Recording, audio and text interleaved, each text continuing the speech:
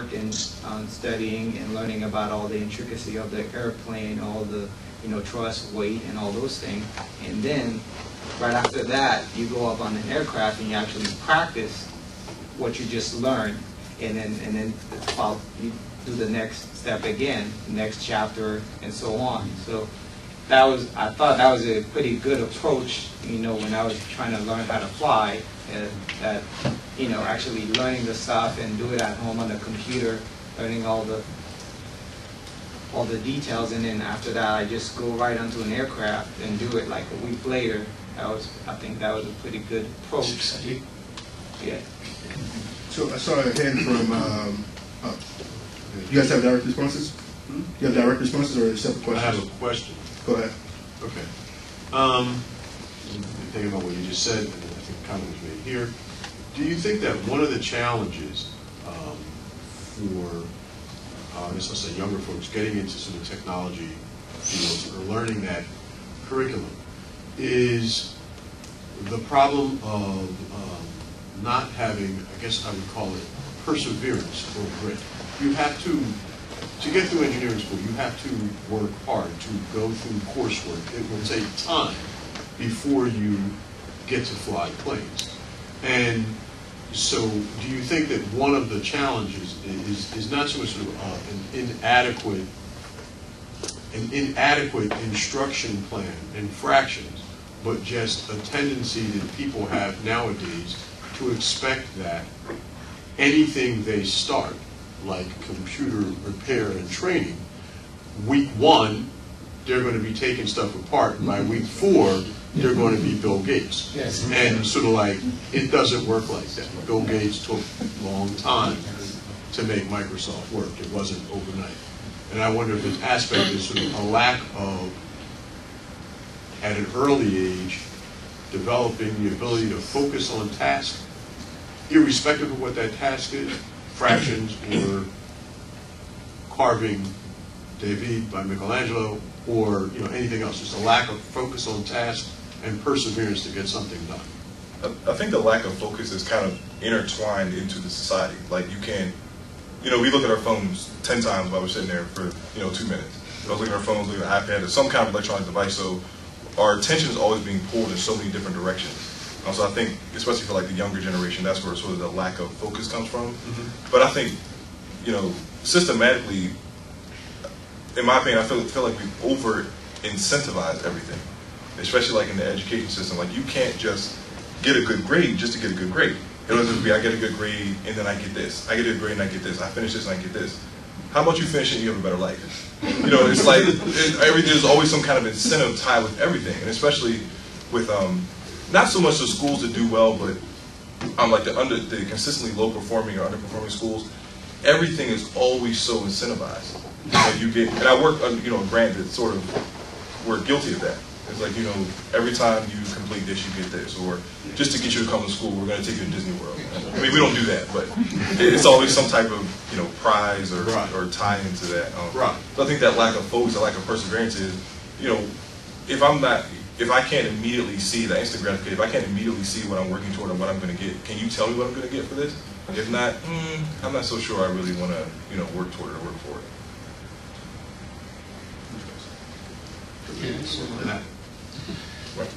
So, are you going to fly back? You're not? I'll get to it. You got some more. You can talk for a while. Okay. All right, Ariel, I saw your hand up. You still have your question? Yes. Hi, everyone.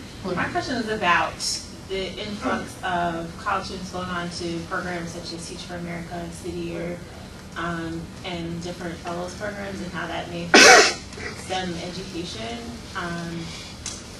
Because I understand that, well, my mom is a science teacher and I work in New York Public Schools, and in her school they do have some people who come in through some of these programs, and they find that a lot of times people they didn't really want to teach. This is more like a backup plan, so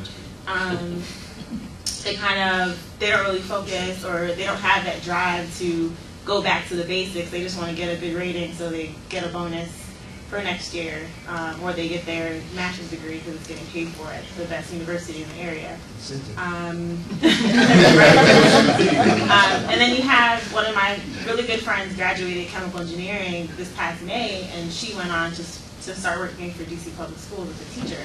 And the other teachers look down on her because they're like, well, why did you come teach? You know, and this is what she wanted to do, you know, and yeah, as a background in science and now teaching, you know, so how do you guys, how can you better recruit good teachers who want to be there versus working against some of these organizations? I grew up in East Carolina, Phila, and I had a wonderful childhood. Both my parents were educators. I was surrounded by a large community of black educators. One of them was actually sitting right there, Dr. Anderson. And to the point where actually I didn't realize that there were other professions. I thought everybody was a teacher. So education was in my bones. I wish I could give that childhood to all of our kids. I really do. There's a difference between incentives and values. You know, incentives, we're joking about it, but incentives are certainly important. Nobody works for free. We all have bills to pay. But incentives are not values. And the value system and structure that the African American community used to have is no longer there. That generation of educators are no longer in the classroom. And I think we struggle to figure out how to develop that value system in subsequent generations. And I don't think my generation, the so-called Gen X crowd, has that value system that we grew up with our parents. So I struggle myself to answer that question. I think it's extraordinarily important. I have 2 kids, and my wife, who actually works for the school district of Philadelphia. Those are the values that we, you know, are drilling into our kids. And part of it is connected to a sense of community that I think, in a very large sense, for the black community of Philadelphia, is very paramount. So I'm not sure how to get back to that place where we were, or at least get to a different place that has that same kind of value structure where education, to Kendrick's point, is valued not because you have a package of incentives, but there's some intrinsic value that goes beyond, you know, well, you get, I guess, a reward system. I don't know. I don't know how to do that. I think also what you're saying with valuing education, I think that's true for valuing the profession of teaching in our society, that it's the fact that a chemical engineer would want to be a teacher, that's not celebrated, you know, universally. And we know from the research that it makes a difference, that if teachers' content knowledge is stronger, especially in middle school and high school, then their students are going to be much more successful. So I'm not sure what this means in terms of these new teaching programs like Teach for America, because those are really a small percentage of all the teachers that are in the school systems. And the research is, it's mixed. You know, some are very motivated and do. What we do know is a lot of those teachers are better than the poorest performing teachers in the system. So it kind of depends who they're replacing. So if we don't have anyone else, I mean, ultimately we would want committed people who were going to care about this and want this to be their profession, and we want to build that, you know, across all our schools. Yeah, let me take a stab, and this might get to the question, the response I was getting ready to give before. I found that many of the graduate students that I've been working with over the past 20 years I was always pushing them to do well and to prepare themselves with the mantra that because your education at this point is free, because I raised the money and I'm paying you, I'm giving you a stipend, your tuition is free, all you have to do is be smart and finish, that the only charge that I would give you is to go back to your community, your neighborhood, or here in this community and help someone else. And, you know, I would say that, and if it might have stuck or it might have went completely over their heads.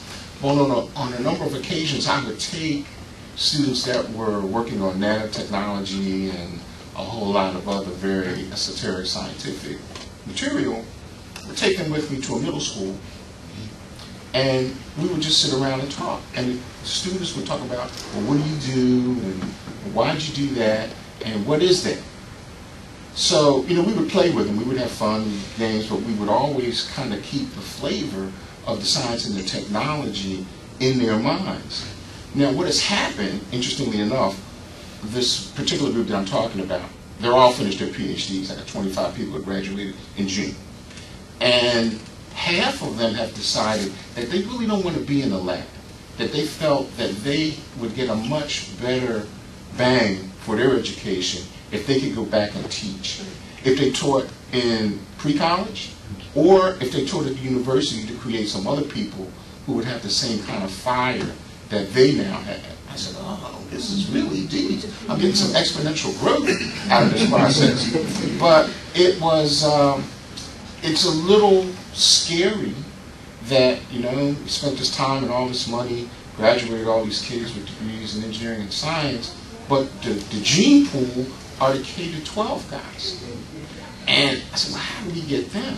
So now there is actually funding from National Science Foundation and some other organizations to have graduate students actually work with area middle schools, elementary schools and middle schools. Some with the high schools, but a lot of time we're concerned that if you start working with the kids in high school, we've kind of already lost them a little bit because now we're competing for a lot of other energy. But we've done that as well. It seems to be helpful. In the military, and I'm Vietnam vet, proudly I say that, we brought people together from, you know, Podunk, Mississippi, and Boston, Massachusetts, and California. Some people who knew, as I would say, they were dumb as a rock, okay? But they put them together, they taught them, they gave them a reason for being part of this organization that they were in. And everybody learned. Everybody had a function. You know, like you can't, if you're in the Navy, you can't be on the ship and you don't have a job. Everybody's working. Everybody's working. So I'm saying, why not apply some of this kind of mission issue at the schools with not only the teachers, but also with the parents and the students. Now, my charter school, I mentioned earlier, I think, Harambe Institute. Harambe, we had a program that we call parental development, that your child couldn't come to our school unless the parents came through 3 weeks of parent development, because they needed to understand that they had to be invested in the education of the child. It is the parent, the student, and the teacher working together to improve the educational quality for kids. So, you know, a little bit of all of this kind of helped me do these other things that I'm doing now, because I've kind of seen the impact of what works